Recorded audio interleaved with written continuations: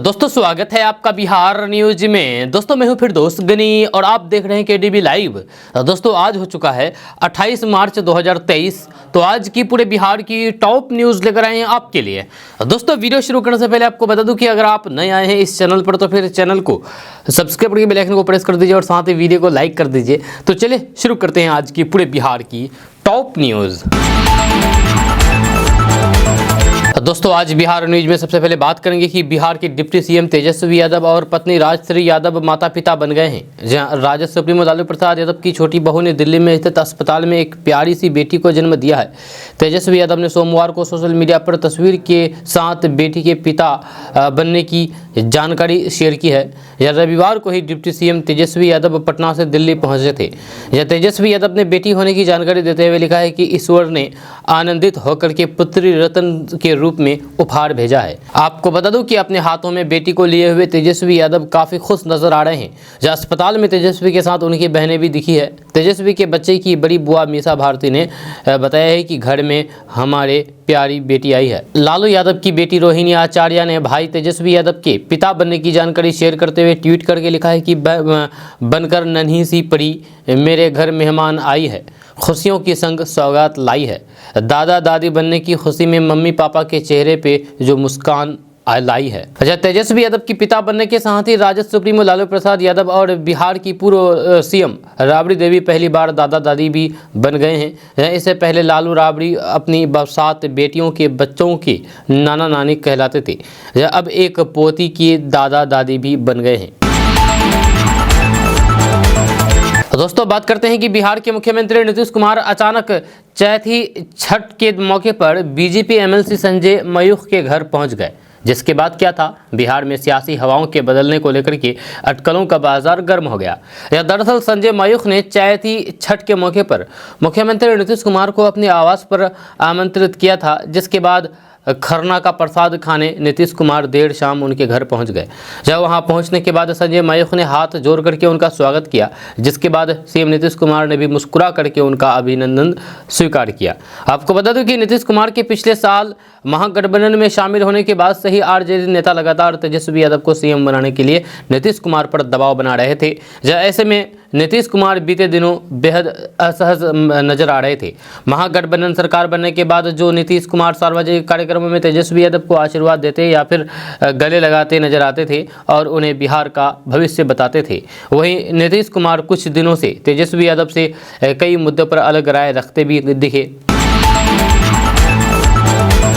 दोस्तों बात करते हैं कि लैंड फॉर जॉब घोटाले में शनिवार को तेजस्वी यादव से सीबीआई ने मैराथन पूछताछ की।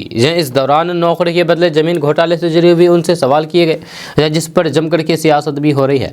आरजेडी जहां इसे केंद्र सरकार की बदले की भावना से की गई कार्रवाई बता रही है, तो फिर वही बीजेपी कानूनी का प्रक्रिया करार दे रही है। अब बिहार के पूर्व मुख्यमंत्री और बीजेपी के वरिष्ठ नेता सुशील कुमार मोदी ने इस मामले में आरजेडी और जदयू दोनों को लपेटे में लिया है। सुशील कुमार मोदी ने कहा है कि जिन लोगों ने सीबीआई को घोटाले से संबंधित सबूत दिए वही अब इस पूरे मामले पर सियासत कर रहे हैं। सीबीआई घोटाले का सच जानना चाहती है। आखिर क्यों सीबीआई को सच बताने से लालू परिवार घबरा रहा है। सुशील कुमार मोदी ने कहा है कि तेजस्वी बताएं फ्रेंड्स कॉलोनी में 150 करोड़ के मकान के मालिक कैसे बने। ललन सिंह ने ही सीबीआई तक पुख्ता सबूत पहुंचाए थे। उन्होंने कहा कि जदयू के शरद यादव और ललन सिंह ने इस मामले में यूपीए सरकार के प्रधानमंत्री मनमोहन सिंह को ज्ञापन देकर के सीबीआई जांच कराने की मांग की थी। बाद में ललन सिंह ने नीतीश कुमार के इशारे पर सीबीआई को पुख्ता सबूत उपलब्ध करा दिए। सुशील कुमार मोदी ने कहा है कि अब खुद जदयू ने इस पूरे मामले पर राजनीति कर रही है। भ्रष्टाचार जैसे गंभीर मुद्दे को आरजेडी जदयू ने सियासत का मुद्दा बना लिया है, लेकिन इस घोटाले का सच सामने आकर के रहेगा। दोस्तों बात करते हैं कि एक और सरकार बिहार में बेहतर स्वास्थ्य सुविधाओं का दावा कर रही है, लेकिन इन दावों की पोल खोलती एक तस्वीर इस वक्त जमुई से सामने आई है, जहां टॉर्च की रोशनी में मरीजों का इलाज किया जाता है। जहां ये हम नहीं कह रहे हैं बल्कि तस्वीरें बयां कर रही है। जमुई सदर अस्पताल की ये तस्वीर है जो सरकार के इन दावों की पोल खोल रही है। जब बिहार के डिप्टी सीएम तेजस्वी यादव के मिशन 60 के तहत बिहार में स्वास्थ्य सुविधाओं को विश्वस्तरीय बनाने के लिए तमाम दावे किए जा रहे हैं। जहाँ लगातार ये दावा किया जाता है कि कोरोना लहर के बाद स्वास्थ्य व्यवस्थाओं को बेहतर बनाने में तेजी आई है, लेकिन जमुई जिले में से सामने आई तस्वीरों ने सरकार के इन दावे की कलई खोल करके रख दी है। जमुई सदर अस्पताल में हालात ये हो गई है कि अस्पताल में भर्ती मरीज का इलाज टॉर्च की रोशनी में हो रहा है। जब कुछ ऐसा ही हाल रविवार को भी देखने को मिला, जब सदर अस्पताल में बिजली नहीं होने के कारण पूरा अस्पताल परिसर अंधेरे में समा रहा। जी हाँ, इतना ही नहीं, अस्पताल में भर्ती मरीजों का इलाज टॉर्च की रोशनी में होता दिखा। दोस्तों, बात करते हैं कि जन अधिकार पार्टी के प्रमुख पप्पू यादव ने कहा है कि लगता है कि भाजपा राहुल गांधी से बुरी तरीके से डर गई है। आनंद फारण में 24 घंटे में राहुल गांधी की लोकसभा सदस्यता खत्म करना कुछ ऐसा ही इशारा कर रहा है। उन्होंने गौतम अडानी मामले की जेपीसी जांच को लेकर के भाजपा सरकार पर हमला बोला है। जब पप्पू यादव ने तंज कसते हुए कहा है कि नीरव मोदी और ललित मोदी के भ्रष्टाचार पर बोलने पर इतनी बड़ी सजा क्यों। इस मामले में 4 जज बदले गए, 24 घंटे के पहले ही सदस्यता खत्म कर दी गई। इस मानहानि में इतनी बड़ी सजा नहीं होनी चाहिए। उन्होंने कहा है कि भाजपा अन्य पिछड़ा वर्ग की सबसे बड़ी दुश्मन है। राहुल गांधी के मसले पर जदयू के साथ नहीं आने और फिर नीतीश कुमार के मौन पर भी पप्पू यादव ने सवाल उठाए हैं। उन्होंने नीतीश कुमार और तेजस्वी यादव से आग्रह किया है कि वे अहंकार छोड़ करके सभी लोगों को एकजुट करें, क्योंकि घमंड से देश नहीं बचेगा। उन्होंने तेजस्वी यादव पर व्यंग करते हुए कहा है कि ड्राइविंग सीट के चक्कर में कहीं खलासी की कुर्सी ना चली जाए। उन्होंने कहा है कि जब तक विपक्ष एक नहीं होगा तब तक लोकतंत्र नहीं बचेगा। दोस्तों, बात करते हैं कि शराबबंदी के बाद ताड़ के पेड़ से नीरा उतार करके लोगों को पिलाने की सरकार की योजना अब धीरे धीरे धरातल पर उतरने लगी है। इसे देखते हुए इस साल बिहार में नीरा का उत्पादन लक्ष्य दोगुना कर दिया गया है। जब बीते साल के 46 लाख लीटर से बढ़ा करके इस साल बिहार में 1,03,09,400 लीटर नीरा उत्पादन का लक्ष्य रखा गया है। वहीं नीरा उतारने में 16,000 लोगों को लगा करके उनको रोजगार दिया जाएगा। जहाँ सबसे अधिक नालंदा में 18 लाख लीटर नीरा उत्पादन का लक्ष्य है। वहीं दूसरे स्थान पर गया में 14,40,000 लीटर तथा मुजफ्फरपुर और वैशाली में भी 10-10 लाख लीटर से अधिक नीरा उत्पादन किया जाएगा। किशनगंज में सबसे कम 7200 लीटर नीरा का उत्पादन है। दोस्तों, बात करते हैं कि चैत नवरात्र, रमजान और चैती छठ को लेकर के फलों के दामों में वृद्धि हो गई है।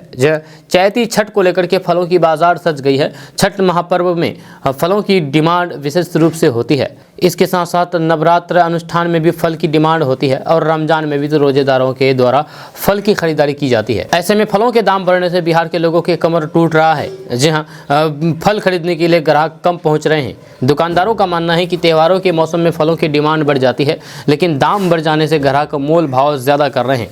जिन लोगों को ज़्यादा खरीदारी करनी है उसमें भी कटौती करके खरीदारी कर रहे हैं। किशनगंज में ठेला लगा रहे रमेश कुमार ने बताया है कि आम दिनों में जिस तरीके से फलों की खरीदारी लोगों द्वारा की जाती है उसी प्रकार अभी दुकानदारी चल रही है। अंगूर, अनार से लेकर के आम, केला तक सभी के रेट हाई है। फल विक्रेता ने बताया है कि जो फल पहले 130 किलो बिक रहा था वह आज 150 से लेकर के 200 रुपये किलो तक बिक रहा है। नारंगी पहले 80 रुपये किलो बिक रहा था, आज 100 रुपये किलो बिक रहा है। अंगूर पहले 60 रुपये किलो था, अब 80 से 100 रुपये किलो बिक रहा है। अनार 90 से 100 रुपये के बीच बिकता था, अब 150 रुपये बिक रहा है। केला 60 से 70 रुपये दर्जन बिक रहा है। पपीता भी 50 रुपये किलो हो गया है। अमरूद 100 रुपये किलो बिक रहा है और छठ महापर्व को लेकर के ईख यानी कि गन्ना 80 रुपये जोड़ी बिक रहा है। दोस्तों, बात करते हैं कि केंद्र की नरेंद्र मोदी सरकार के कार्यकाल को अभी 1 साल का वक्त बचा हुआ है। 2024 में देश में आम चुनाव होने हैं। कहते हैं कि केंद्र का रास्ता यूपी की गलियों से होकर के गुजरता है, इसीलिए सूबे में बीजेपी समेत तमाम राजनीतिक पार्टियां अभी से ही मंथन में जुट गई है। जब कोई समीकरण साध रहा है तो फिर कोई आगे की रणनीति बनाने में जुटा हुआ है। लेकिन एक सर्वे में हैरान कर देने वाला आंकड़ा सामने आया है। इसमें कहा गया है कि यूपी में एक बार फिर से मोदी मैजिक बीजेपी के लिए कमाल कर सकता है। अगर पिछले 2 लोकसभा चुनाव का आंकड़ा उठा करके देखें तो यूपी में लोगों के सिर पीएम मोदी का जादू सिर चढ़ करके बोला है।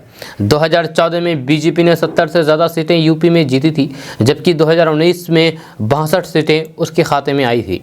जब मोदी मैजिक की वजह से ही कांग्रेस और सपा और बसपा जैसी क्षेत्रीय पार्टियां यूपी में सीटों के लिए तरस गई थी। अब 2024 में भी इतिहास खुद को दोहराते हुए नजर आ रहा है। सर्वे के मुताबिक राज्य में मोदी मैजिक फिर बीजेपी के लिए कमाल कर सकता है। एबीपी न्यूज़ के लिए मैट्राइज के सर्वे की माने तो अगर देश में अभी लोकसभा चुनाव होते हैं तो बीजेपी को 67 से 73 सीट मिल सकती है।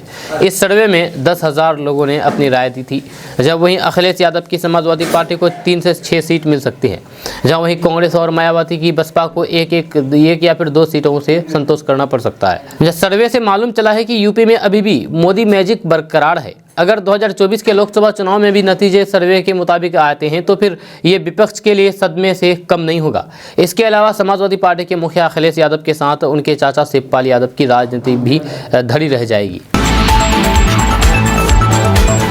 दोस्तों बात करते हैं कि बिहार की राजनीति में लालू प्रसाद यादव का जो दबदबा रहा वह अभी तक किसी नेता का नहीं रहा है। जब लालू यादव जेपी आंदोलन के दौरान छात्र नेता के तौर पर उभरे और उन्होंने लंबे समय तक बिहार की सत्ता पर अपने आप को काबिज रखा। लालू ने फिर अपनी सत्ता का उत्तराधिकार अपनी पत्नी राबड़ी देवी को सौंप दिया। जब लालू यादव कई विवादों में भी घिरे रहे और कई घोटाले में भी उनका नाम रहा, जहाँ उन्हें सजा भी मिली और आज भी वे जांच एजेंसियों के निशाने पर है। आपको बता दूं कि इतना कुछ होने के बाद भी राजद सुप्रीमो लालू प्रसाद यादव का कद पार्टी में कभी भी कम नहीं हुआ। और पार्टी सूत्र बताते हैं कि आज भी लालू यादव से बिना सलाह लिए पार्टी से जुड़े फैसले नहीं लिए जाते हैं। लालू यादव की राजनीतिक पाठशाला से बिहार में कई बड़े नेता निकले और उन्होंने राजनीति में अपना खासा प्रभाव छोड़ा। जहाँ अभी भी राजद के अलावा बिहार में 3 दल ऐसे हैं जिनकी कमान लालू की राजनीतिक पाठशाला से निकले नेता के हाथ में रही है। जहाँ इसमें भाजपा के नवनियुक्त प्रदेश अध्यक्ष सम्राट चौधरी, जहाँ कांग्रेस के प्रदेश अध्यक्ष डॉक्टर अखिलेश प्रसाद सिंह और जदयू के प्रदेश अध्यक्ष उमेश सिंह कुशवाहा शामिल है। आपको जानकर के हैरानी होगी कि भाजपा के लगातार 2 प्रदेश अध्यक्ष राजद से होते हुए ही पार्टी का तक पहुंचे हैं और उन्हें भाजपा ने बिहार में अपनी पार्टी की कमान सौंपी है। डॉक्टर संजय जायसवाल इससे पहले बिहार प्रदेश भाजपा के अध्यक्ष थे और उन्होंने भी लालू की राजनीतिक पाठशाला से ही अपनी राजनीति की शुरुआत की थी। वहीं सम्राट चौधरी पर तो लालू की बड़ी कृपा रही है, जहां वे राजद सरकार में सबसे कम उम्र में मंत्री होने का रिकॉर्ड भी बना चुके हैं। जहां सम्राट चौधरी भी लालू के राजनीतिक पाठशाला से ही निकल करके राजनीति में आए हैं और आज बीजेपी के बिहार प्रदेश अध्यक्ष बन गए हैं। तो दोस्तों बात करते हैं कि बिहार में शिक्षक बहाली का इंतजार कर रहे अभ्यर्थियों के लिए एक बड़ी खबर सामने आई है। जहां मुख्यमंत्री नीतीश कुमार रविवार को राम लखन सिंह यादव स्मृति समारोह में शामिल हुए। वहां कार्यक्रम का उद्घाटन करते हुए मुख्यमंत्री नीतीश कुमार ने कहा कि बिहार में बड़ी संख्या में शिक्षकों की बहाली जल्द होगी। इसके लिए अभ्यर्थियों को चिंता करने की ज़रूरत नहीं है। उन्होंने कार्यक्रम को संबोधित करते हुए कहा कि बिहार में राम लखन सिंह यादव के कारण बड़ी आबादी को शिक्षा मिल रही है। उन्होंने कितने कॉलेज बनवाए, शिक्षा के लिए लोगों को प्रेरित किया है। कार्यक्रम को संबोधित करते हुए नीतीश कुमार ने कहा कि वहां मौजूद राम कृपाल यादव पर भी तंज कसा है। उन्होंने कहा कि राम कृपाल यादव राजद में थे लेकिन बीजेपी में चले गए। वे भूल गए जो काम हमने और फिर राम लखन बाबू ने किया। आज लड़का लड़की एक बराबर है। बच्चों के लिए बिहार में हमने भी काफ़ी काम किया है। आज हम अलग हो गए तो फिर बुराई कर रहे हैं। क्या हमारा पिछला सारा काम भूल गए? काम तो हम लोग कर ही रहे हैं, मगर राम लखन बाबू को हमेशा याद रखने की ज़रूरत है। याद रखना चाहिए कि उन्होंने लोगों के लिए क्या काम किया है। दोस्तों क्या आप बिहार के हैं? अगर हाँ तो खबर आपके काम की है। जहां बिहार में एनडीए गठबंधन के साथ सरकार चला रहे हैं नीतीश कुमार पर तब राजद के तेजस्वी यादव की तरफ से जातिगत जनगणना कराए जाने का दबाव खूब डाला गया। तेजस्वी यादव इनके खिलाफ बिहार से दिल्ली तक पैदल यात्रा भी निकालने वाले थे। वे लगातार इस बात का जिक्र कर रहे थे कि जब तक बिहार में जाति के आधार पर जनगणना नहीं होगी, लोगों को उनकी आबादी के हिसाब से लाभ नहीं दिया जा सकेगा। जहां नीतीश कुमार तब बिहार में जातिगत जनगणना कराने के लिए राजी हो गए। आपको बता दूं कि जातिगत जनगणना हो या फिर कोई भी जनगणना, केंद्र सरकार के पास ही इसे कराने का अधिकार है। लेकिन बिहार में नीतीश कुमार जैसे ही महागठबंधन के साथ सरकार में आए, जहां इस जातिगत जनगणना को अमली जमा पहनाने के काम में तेजी लाई।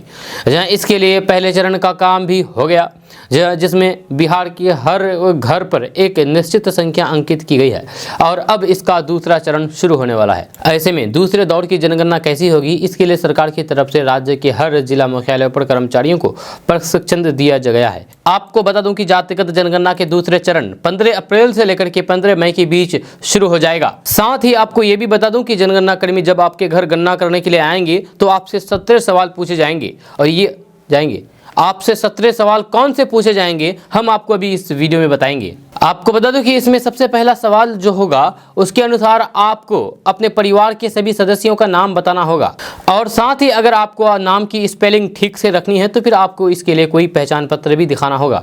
इसके अलावा पिता पति का नाम क्या है, ये दूसरा सवाल होगा। इसके अलावा परिवार के मुखिया का नाम क्या है, परिवार के सभी लोगों की उम्र, परिवार में कितने पुरुष कितनी महिलाएं और कितने ट्रांसजेंडर है। इसके साथ ही परिवार में शादीशुदा लोग कितने हैं, इसमें विधवा या फिर विधुर और तलाक की स्थिति भी बताना अनिवार्य होगा।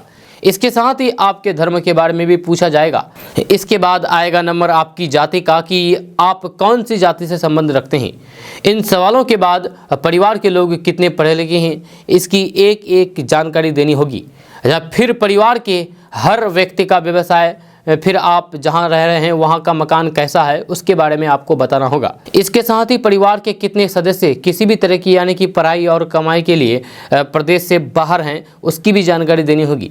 इसके साथ ही कितने लोग गैजेट यानी कि जैसे कंप्यूटर, लैपटॉप और इंटरनेट का इस्तेमाल करते हैं इसकी जानकारी देनी होगी।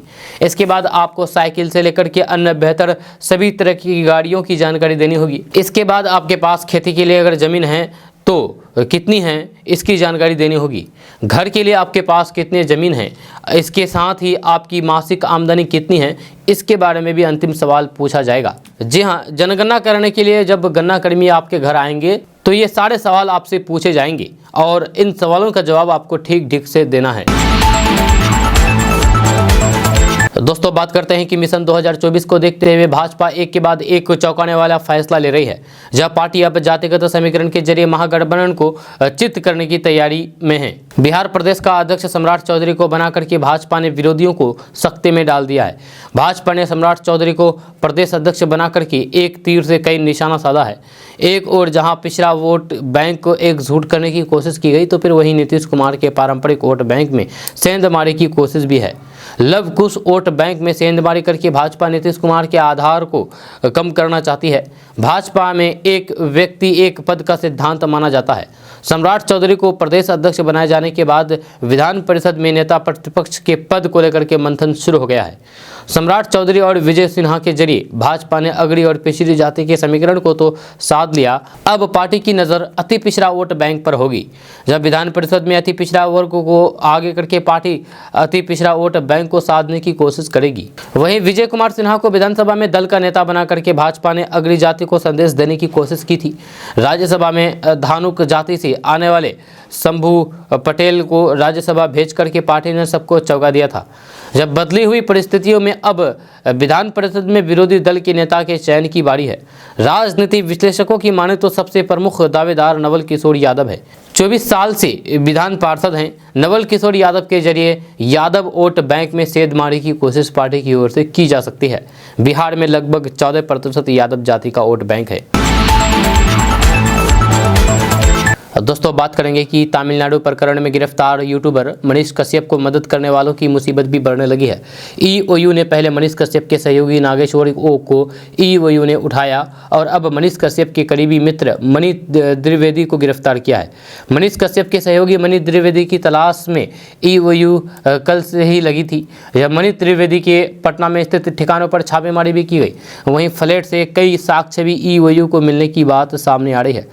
मनीष द्विवेदी मनीष कश्यप के यूट्यूब चैनल सच तक का डायरेक्टर है। मनीष कश्यप की गिरफ्तारी के बाद से ही वे लगातार फरार चल रहा था। ईओयू की विशेष टीम ने पटना के महेश नगर रोड में स्थित शून्य स्थित त्रिवेदी फ्लैट में जांच की। शनिवार को बिहार से दिल्ली नोएडा में भी छापेमारी की बात सामने आई थी। वहीं इससे पहले ईओयू ने मनीष कश्यप की गिरफ्तारी के बाद मोर्चा खोलने वाले मनीष के पुराने मित्र नागेश्वर को गिरफ्तार किया था। इस तरह मनीष के करीबियों की मुश्किलें भी अब बढ़ती जा रही है। उधर जानकारी के अनुसार मनीष कश्यप की परेशानी कम होने के बजाय बढ़ती ही जा रही है। मनीष के खिलाफ एक और मुकदमा दर्ज किया गया है। दोस्तों बात करते हैं कि बिहार बोर्ड 10वीं की परीक्षा देने वाले लाखों छात्रों को यानी कि विद्यार्थियों के इंतजार की घड़ियां समाप्त होने वाली है। जहां बोर्ड आज 10वीं की रिजल्ट जारी कर सकता है। जब बोर्ड की ओर से परीक्षा का परिणाम सबसे पहले आधिकारिक वेबसाइट पर घोषित किया जाएगा। छात्र परिणाम देखने के लिए बिहार विद्यालय बोर्ड की आधिकारिक वेबसाइट पर जा सकते हैं। बिहार बोर्ड रिजल्ट की घोषणा के साथ ही उन छात्रों की सूची भी घोषित करेगा जिन्होंने 10वीं की परीक्षा में शीर्ष स्थान हासिल किया है। गौरतलब है कि बीएसईबी सत्यापन के बाद 10वीं के टॉपर्स की सूची जारी करता है। आपको बता दूं कि इंटर का रिजल्ट भी अचानक आया था। 21 मार्च को रिजल्ट आया था और उसी दिन घोषणा कर दी गई थी। जब बीएसईबी की आधिकारिक वेबसाइट biharboardonline.bihar.gov.in पर जाएं और यहां से आप अपना रिजल्ट चेक कर सकते हैं। जब रिजल्ट आ जाएगा तो फिर आप इस वेबसाइट पर जाकर के अपना रिजल्ट देख सकते हैं। यदि कोई उम्मीदवार बिहार बोर्ड की 10वीं परीक्षा में फेल हो जाता है तो फिर बोर्ड इन छात्रों के लिए कंपार्टमेंट परीक्षा आयोजित करेगा, या छात्र आगे की प्रवेश प्रक्रियाओं के लिए आवेदन करने के लिए कंपार्टमेंटल परीक्षा में शामिल हो सकते हैं। जो इस दौरान अपने स्कोर में सुधार करने वाले परीक्षार्थियों को पास कर दिया जाएगा। बिहार बोर्ड की 10वीं परीक्षा पास करने के लिए छात्रों को कम से कम 30% अंक हासिल करना होगा, यानी कि पासिंग मार्क्स न्यूनतम 30% है। बिहार बोर्ड की 10वीं परीक्षा में 30% और इससे अधिक अंक हासिल करने वाले छात्र कक्षा 11 में प्रवेश के लिए पात्र माने जाएंगे। दोस्तों, बात करते हैं कि बिहार के गोपालगंज जिले में प्रेम विवाह का अनोखा मामला सामने आया है। जब प्रेमी युवक कोर्ट से 4 घंटे का पैरोल लेकर के बाहर आया और दुर्गा मंदिर थाबे में अपनी प्रेमिका के साथ शादी कर रचा ली। मिली जानकारी के मुताबिक चनावे जेल से युवक को 4 घंटे का पैरोल मिला, जिसके बाद थाबे के दुर्गा मंदिर में पूरे विधि विधान के साथ प्रेमी ने प्रेमिका की मांग भरी। कोर्ट ने शादी के लिए ही युवक को 4 घंटे की पैरोल दी थी। प्रेमी जोड़े की शादी में लड़का और लड़की पक्ष के अलावा पुलिसकर्मी भी मौजूद रहे।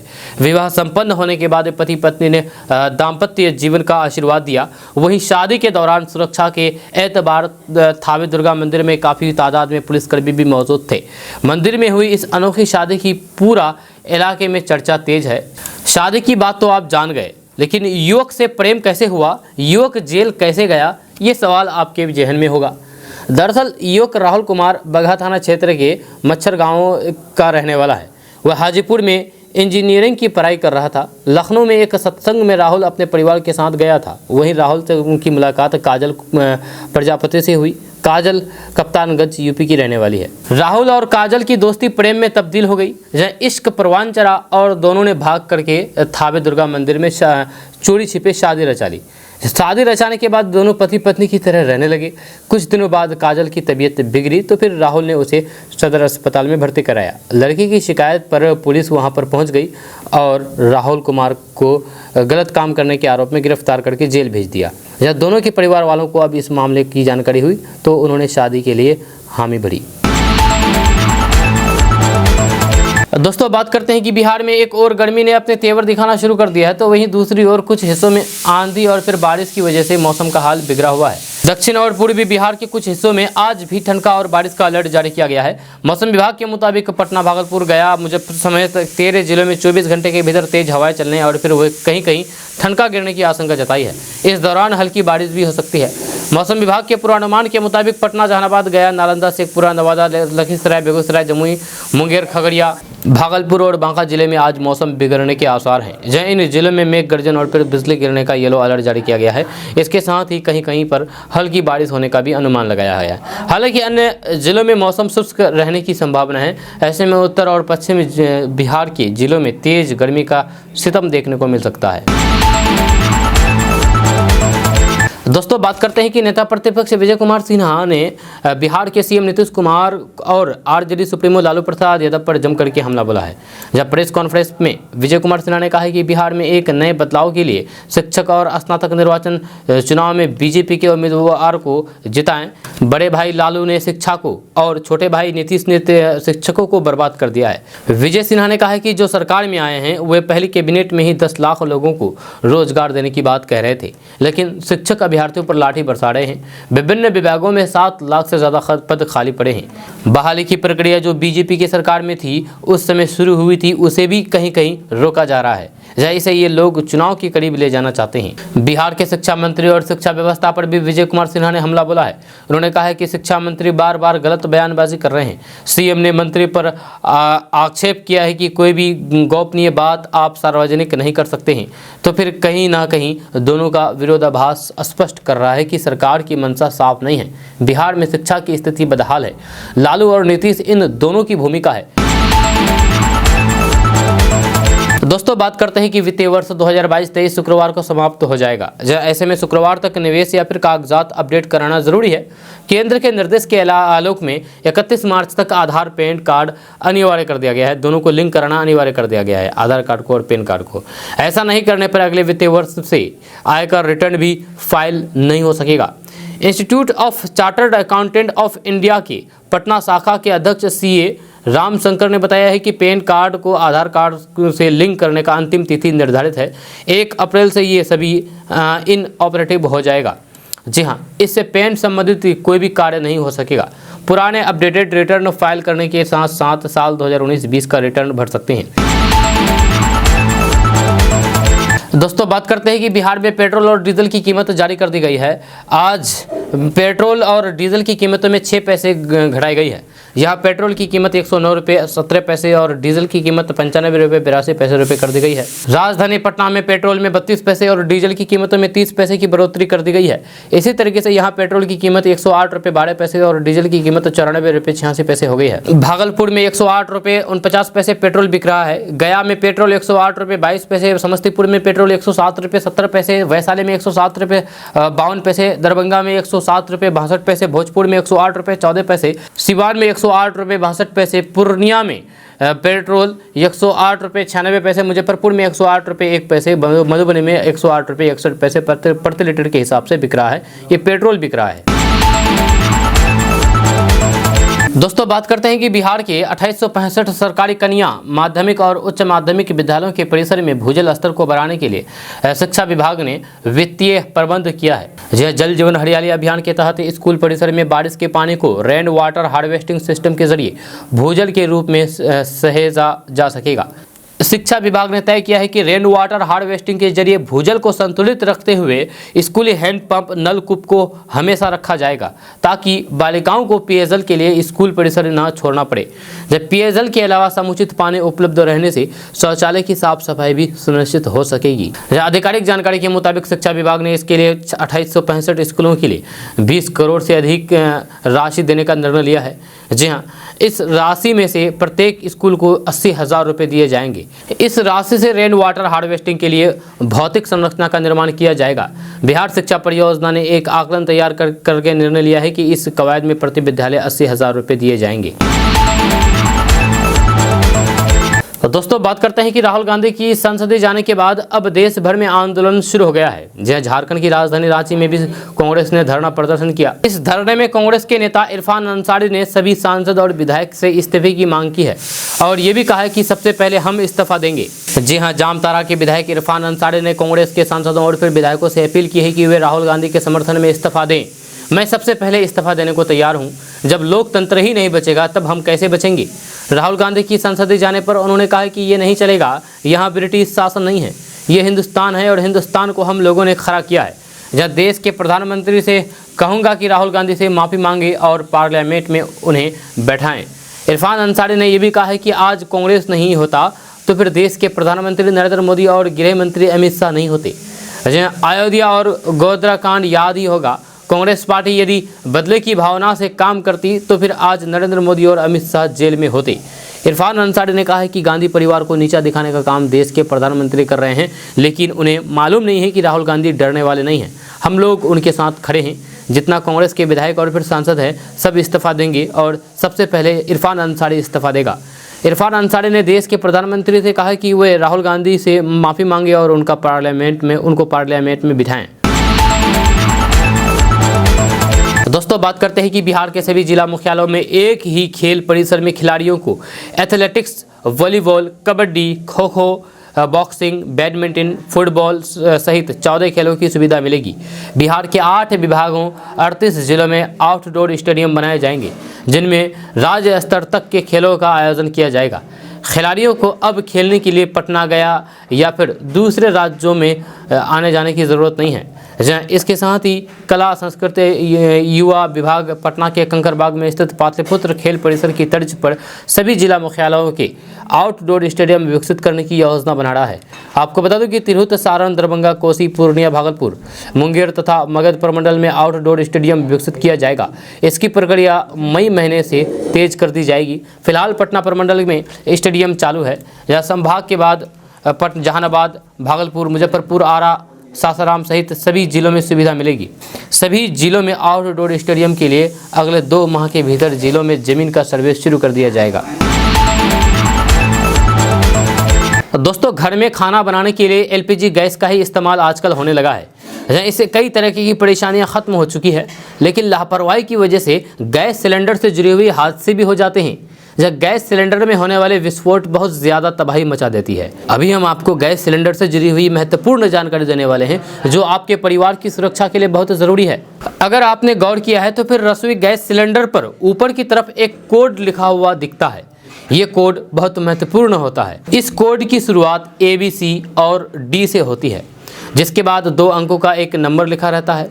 उदाहरण के लिए यहाँ A, B, C और D का मतलब महीना होता है। A का इस्तेमाल यानी कि A का महीना जनवरी, फरवरी और मार्च महीने के लिए होता है। वहीं B का महीना यानी कि B का इस्तेमाल अप्रैल, मई और जून के लिए किया जाता है। वहीं C का महीना यानी कि C का इस्तेमाल जुलाई, अगस्त, सितंबर के लिए होता है तथा D का इस्तेमाल अक्टूबर, नवंबर और दिसंबर के लिए किया जाता है। जबकि 2 अंकों वाले नंबर साल के आखिरी 2 अंक होते हैं। मान लीजिए कि किसी सिलेंडर पर C26 लिखा हुआ है, तो फिर इसका मतलब उस सिलेंडर को साल 2026 के जुलाई, अगस्त या फिर सितंबर महीने में टेस्टिंग किया जाना है। अगर घर में रखे किसी सिलेंडर की टेस्टिंग डेट निकल चुकी है तो फिर यह खतरनाक साबित हो सकता है। आपको बता दूं कि पहले एलपीजी गैस सिलेंडर की लाइफ आमतौर पर 15 साल होती है, जहां अपनी सर्विस के दौरान सिलेंडर को 2 बार और टेस्ट के लिए भेजा जाता है। पहला टेस्ट 10 साल के बाद होता है, जबकि दूसरा टेस्ट 5 साल के बाद दोबारा होता है। दोस्तों, ये जानकारी आपको कैसी लगी नीचे कमेंट बॉक्स में कमेंट करके ज़रूर बताइए। दोस्तों, तंबाकू, पान मसाला और सिगरेट के शौकीनों को बड़ा झटका लगने वाला है। 1 अप्रैल से पान मसाला, सिगरेट के रेट बढ़ने वाले हैं। इससे सिगरेट और पान मसाला के शौकीनों की जेब पर खासा असर पड़ सकता है। दरअसल सरकार ने तंबाकू और पान मसाला जैसी चीज़ों पर GST बढ़ा दिया है, जिसका असर कंपनियों के प्रोडक्शन कॉस्ट पर देखेगा, जिसकी भरपाई करने के लिए कंपनियां अपने प्रोडक्ट की कीमतें बढ़ाएंगी, जिसका सीधा सा असर तंबाकू, पान मसाला खाने वालों पर होगा। आपको बता दूं कि सरकार ने पान मसाला, सिगरेट और तंबाकू जैसे प्रोडक्ट्स पर गुड्स एंड सर्विसेज टैक्स यानी कि GST कंपनसेशन सेस की मैक्सिमम लिमिट तय कर दी है। सरकार ने इस मैक्सिमम लिमिट को रिटेल सेल प्राइस यानी कि खुदरा रेट से भी जोड़ दिया है। सेस की ये नई लिमिट लोकसभा में पास हुए फाइनेंस बिल 2023 में संशोधनों के तहत लाई है, जो अब 1 अप्रैल 2023 से लागू होंगे। दोस्तों, बात करते हैं कि सारे मोदी चोर है। 2019 में ये बयान देने वाले राहुल गांधी को 2 साल की सजा सुनाई गई है। सजा सुनाए जाने के बाद उनकी लोकसभा की सदस्यता भी समाप्त हो गई है। राहुल गांधी के सजा के खिलाफ बिहार में कांग्रेस ने बीजेपी के खिलाफ मोर्चा खोल दिया है। कांग्रेस पार्टी को यहां आरजेडी और वाम दलों का लगातार समर्थन मिल रहा है। महागठबंधन में शामिल जेडीयू अब तक इससे पहले कांग्रेस के साथ खड़ी नजर आ रही थी। वे सदन और सदन के बाहर हो रहे विरोध प्रदर्शन में शामिल नहीं हो रही थी, लेकिन सोमवार को वे महागठबंधन में शामिल दलों के साथ खड़ी नजर आई। जब बिहार विधानमंडल बजट सत्र में शामिल होने के लिए महागठबंधन के सभी दल के नेता काला पट्टी बांध करके सदन पहुंचे। इस दौरान जेडीयू के सदस्य भी वहां पर काली पट्टी बांधे हुए थे। जेडीयू के सभी सदस्य राहुल गांधी के समर्थन में काली पट्टी बांधे हुए थे। राहुल गांधी की सदस्यता समाप्त किए जाने के बाद कांग्रेस इसके खिलाफ पूरे देश में विरोध प्रदर्शन कर रही है। कांग्रेस पार्टी इसके खिलाफ सत्याग्रह कर रही है, आंदोलन कर रही है। कांग्रेस पार्टी के अब नीतीश कुमार की पार्टी का भी साथ मिल गया है। यह सोमवार को जदयू के विधान पार्षद उनके साथ अब इसको लेकर के सदन में खड़े नजर आए और काली पट्टी बांध करके पहुंचे। इससे पहले जेडीयू के राष्ट्रीय अध्यक्ष ललन सिंह ने भी राहुल गांधी की सदस्यता समाप्त किए जाने के बाद बीजेपी पर जम करके हमला बोला था। ललन सिंह ने कहा था कि देश में इमरजेंसी जैसे हालात पैदा हो गए हैं। केंद्र सरकार बौखलाहट में इस तरह की कार्रवाई कर रही है, लेकिन देश की जनता सब देख रही है। समय आने पर वह हर चीज का हिसाब लेगी। दोस्तों, बात करते हैं कि साइबर अपराधी बिहार की राजधानी पटना में हर दिन 2 लाख रुपए से अधिक की निकासी कर रहे हैं। जब पिछले 10 दिनों में 7 थानों में 12 लोगों ने अपने साथ हुई धोखाधड़ी के मामले दर्ज कराए हैं। इसके बैंक खाते में सेंध लगा करके साइबर ठगों ने करीब 20 लाख रुपए उड़ा लिए। इस मामले में पीरबहोर, दीघा, कोतवाली, पत्रकार नगर, दीघा, रुपसपुर और एसके पुरी थाने में केस दर्ज हुई है। लेकिन गिरफ्तारी तो दूर, गिरोह की पहचान तक नहीं हो पाई है। जी हाँ, हाल के दिनों में सबसे अधिक मामले ऐप डाउनलोड करवा करके और फिर लिंक भेज करके खाते से रकम उड़ाने के सामने आए हैं। शातिर खाते से रकम ट्रांसफर करने के 10 से 20 मिनट के भीतर ही खाते से निकासी कर ले रहे हैं। वहीं पुलिस की माने तो साइबर ठग फर्जी नाम और फिर पता पर खाता खोल करके रुपए ट्रांसफर करके निकासी कर रहे हैं। दोस्तों, बात करते हैं कि बिहार के पर्यावरण मंत्री तेज प्रताप यादव सोशल मीडिया पर हमेशा सुर्खियों में बने रहते हैं। वह अपने अंदाज से लोगों को दीवाना बना देते हैं। जो भी उनका वीडियो देखता है तो देखता ही रह जाता है। तेज प्रताप यादव अपने वीडियो से लोगों को हैरान कर देते हैं। इसी तरीके से सोशल मीडिया पर उनकी जबरदस्त फैन फॉलोइंग है। अब एक बार फिर से सोशल मीडिया पर एक वीडियो वायरल हो रहा है जिसमें पर्यावरण मंत्री तेज प्रताप यादव का अंदाज देख करके आप दंग रह जाएंगे। जब वीडियो में वे बच्चों के साथ नजर आ रहे हैं। जब सोशल मीडिया पर वायरल हो रहे हैं इस वीडियो में देखा जा सकता है कि तेज प्रताप यादव अपने बॉडीगार्ड के साथ नजर आ रहे हैं। वीडियो दिखने से लगता है कि वे किसी गांव में हैं। वीडियो में साफ देखा जा सकता है कि सड़कों पर पानी भरा हुआ है नजर आ रहा है। जब कुछ देर बाद कुछ बच्चे बीच सड़क पर कंचे खेलते हुए दिखते हैं, जो गुल्ली जिसको बोलते हैं देसी भाषा में। तेज प्रताप यादव ने कहा है कि हम बस्ती आए हैं। जहाँ वह बच्चों से बात करते हैं और फिर कहते हैं कि तुम लोग क्या खेल रहे हो, तो फिर आगे कहते हैं कि पढ़ते लिखते हो। इस वीडियो में देख सकते हैं कि तेज प्रताप यादव भी बच्चों के साथ गुल्ली खेल रहे हैं, कांचे खेल रहे हैं।